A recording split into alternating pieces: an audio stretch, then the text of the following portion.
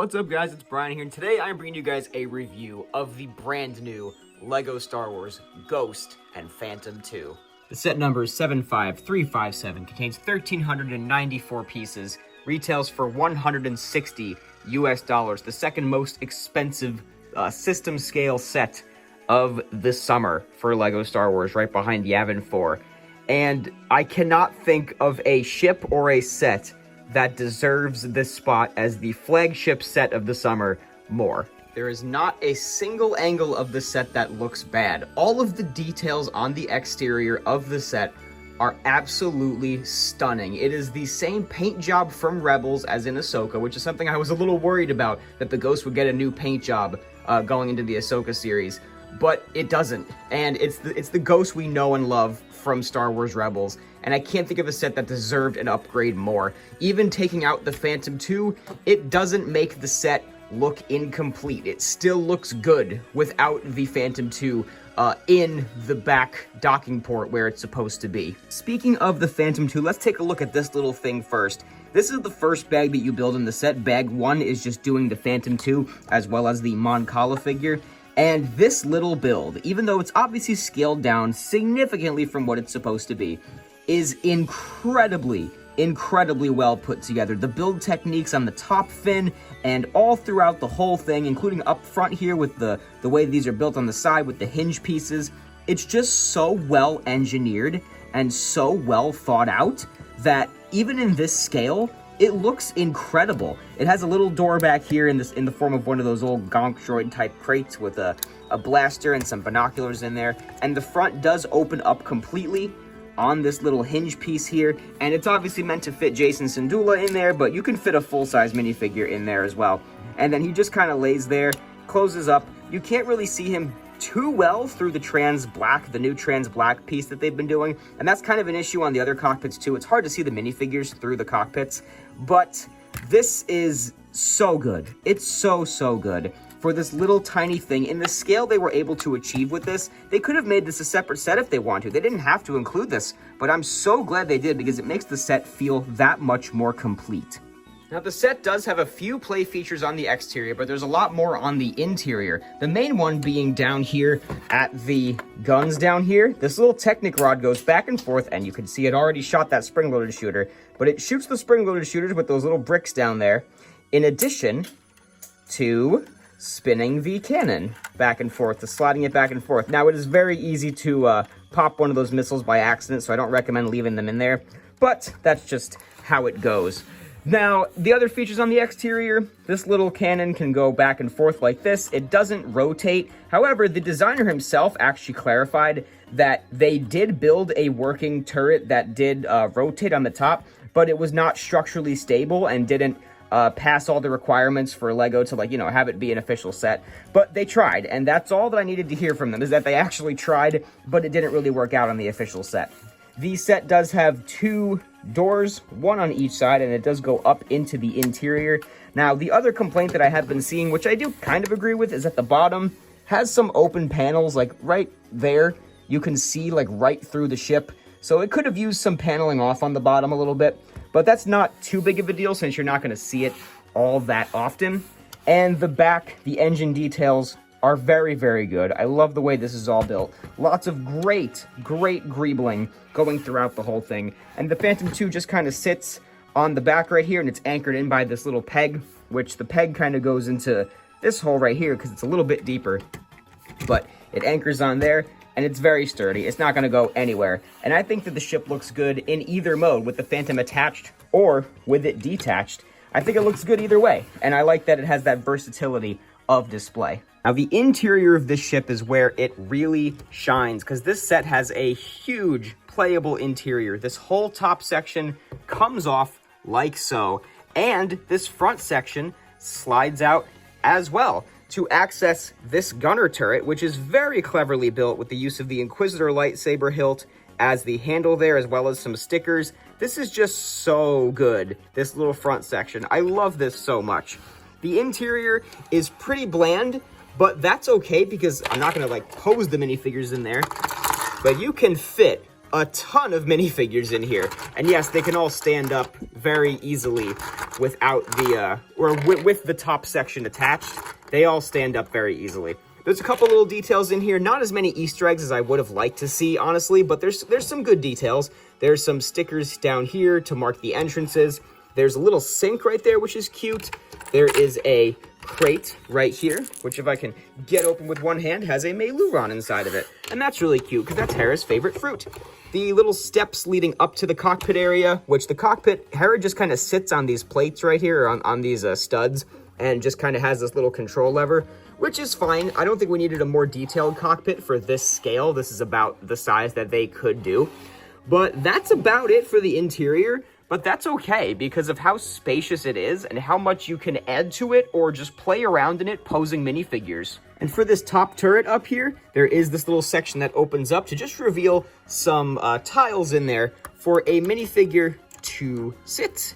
And he can just sit in there just like so. And it is a little hard to see him through that new trans black, but it's not so bad. It looks really sleek on the outside. And so one minifigure can sit up there. As I kind of discussed before, Hera can sit in the cockpit up here, like so. And if you can get a guy in the gunner turret as well, and a figure fits in there very nicely. And yes, this section does open up as well. I didn't show that before, but it closes up just like so. And then the whole thing just slides together. Now you have every available figure in the Ghost in their respective positions so that they can fight off the Empire. And another feature about the Phantom 2 I forgot to mention is that it is a little asymmetrical, but there's a reason for that, is because you can fit Chopper's head right in the little space where he usually sits in the Phantom 2. This is not advertised on the box or anything, which I think is kind of silly, but it's kind of a hidden feature if you know to look for it. And I think that's really, really cool because now you can actually have every minifigure in their pilot capacity. You can just shove Chopper's body into the Phantom somewhere when you're storing it. But I like this for display quite a bit because I like the Chopper dome being on the Phantom 2 like that. If I had to guess, most people are buying this set for the build, just like me. However, the minifigures are not so bad either, and the most perfect one in the set is the new Hera Syndulla from the Ahsoka show. They absolutely nailed the look of Hera in live action form. It's also not a bad version of animated Hera. You just have to replace her torso because she's not wearing the jacket in Star Wars Rebels. However, the prints on the head tails are incredible. She does have a double-sided face, as you can see. This figure is absolutely stunning. I love how they interpreted Hera. They really got her likeness captured very well in this minifigure.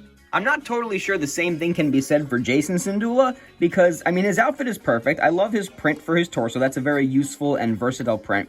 But, man, his hair should be dark green. Now, when we first saw this minifigure, we hadn't actually seen Jacen Syndulla in the show yet, so we all just assumed he had brown hair in the show. But nah, he's got dark green hair. So this hairpiece should be dark green. That is inaccurate. But the rest of the figure looks pretty good. So it's a fine interpretation. However, seriously, the hair should be dark green. And next up, we'll take a look at the two quote-unquote background characters that come in the set. First Officer Hawkins and Lieutenant Beta, I believe are their names. They're both really well-done minifigures for what it's worth. I would have liked to see a Carson Teva minifigure. I think that would have been something really cool to get in minifigure form, especially since he was in the most recent episode of Ahsoka, and he's been in Mando, he's been in, was it just Mando? I don't know, I feel like he's just been everywhere, Carson Teva. But these two figures are pretty good, and I like how we get another New Republic pilot body for this, for the Mon Cala figure. That is very useful, and I like all the New Republic aesthetic as well. But yeah, these figures are fine, but they don't really do much for me. And the last figure in this set is everyone's favorite war criminal, Chopper. And this is actually my least favorite minifigure in this set. Sadly, I really wanted to like this new version of Chopper, but he looks much more like an animated version of Chopper than the live-action version. I think white was a strange decision for the midsection of Chopper. The bright orange was another interesting choice. I think it works fine. The printing work is very, very well. It's very well done. But honestly, I think the old Chopper still holds up very, very well. And I think this Chopper right here is a better live-action Chopper than the guy on the left here, than the new figure. This is a much better Rebels chopper, and this is a much better live-action one, because the colors are more muted. It's more like, you know, it looks like he's more rusted down, and he's a little older. And honestly, the print work, mine happens to be a little wonky, because Astromechs just tend to be wonky.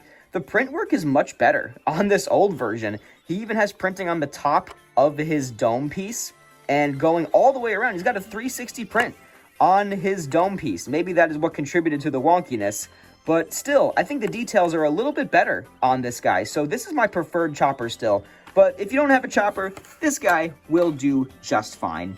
I didn't feel like taking footage of the extra pieces, and I just sorted them on my dining room table, so you can pause and take a look at all of the vast array of extra pieces that come in the set, because there are quite a few, and some of them are pretty good. And my one real big complaint about this set is the sheer number of stickers, especially for a $160 set.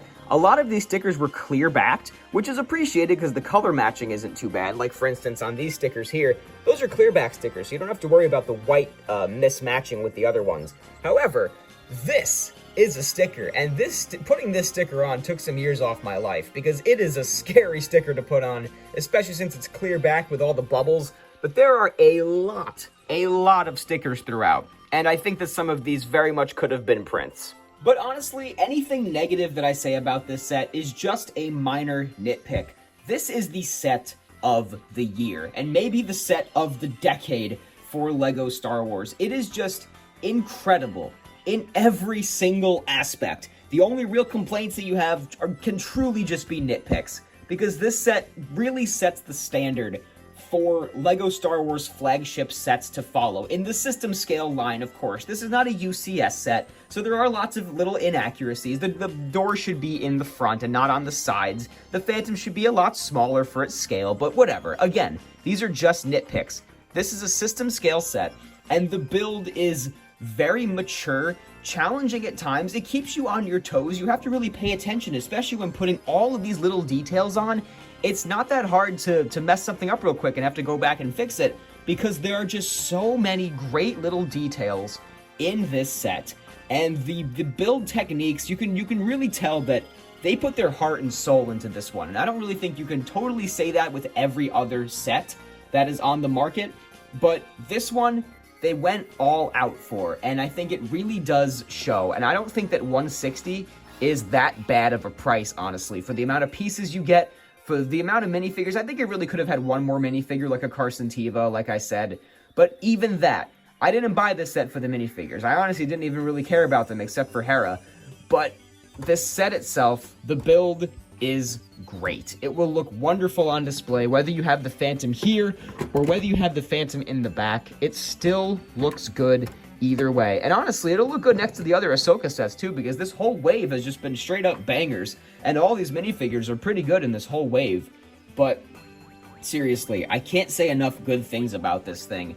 It's that good. It is an Amazon exclusive, so you can buy it either at Amazon or the LEGO store. I'm not sure if it's going to end up going on sale at some point, because it is that good. I have a feeling it'll be that popular. But seriously, if you like Rebels at all, you have to get this thing. The old one does not hold a candle to this set, and the old one is already dropping in value significantly, because this one it's a significant upgrade in every single way. And like, if some people were complaining about there not being Rebels minifigures in it, this is a set from the Ahsoka show. They never said it was going to be a Rebels set, but that's just fine. This is it. This is the Ghost from Rebels that we all know and love, and it is such an iconic, colorful Star Wars vehicle. You can't say that about every Star Wars vehicle. Not every Star Wars vehicle is this colorful, but yeah, you gotta get this one. If you're a Rebels fan at all, you gotta get it. Thank you guys so much for watching. Leave a big thumbs up if you enjoyed. Leave me a comment down below. And be sure to go ahead and subscribe if you have not. Thanks again, guys. This has been Brian from Watermelon Studios. Peace out, guys.